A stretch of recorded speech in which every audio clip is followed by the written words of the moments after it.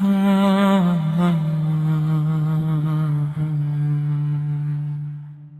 روح بیدارمت، ای پرچم انقلاب، نامت زنده در دلها چون آفتاب بی نقاب. گر رفتی از میان ما اندیشه هات نرفت، این خاک با فریادت هرگز به ظلمم نگفت. راحت ادامه دارد ای رهبر بصیر، در سینه های عاشق نامت همیشه پیر. تا پرچم عدالت در دست مؤمنان است، فریاد یا حسین ما رمز قیام جان است.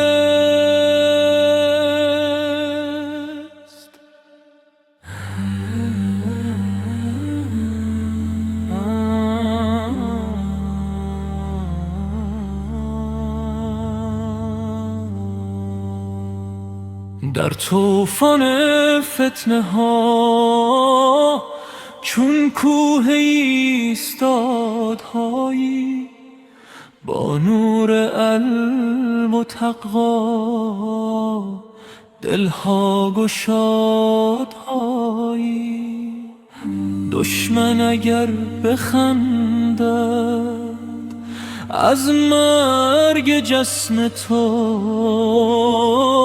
اسلام زنده میماند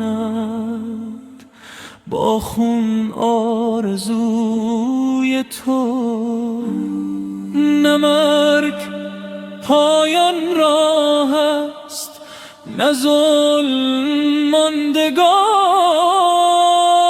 هر قطره خون شهیدان سازد هزار بهار.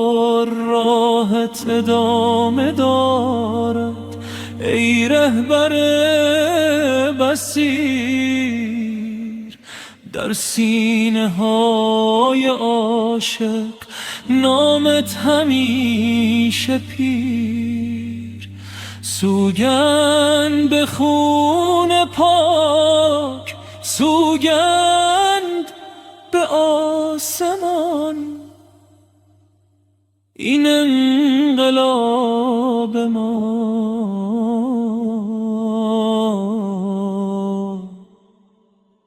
ماند تا ابد زمان.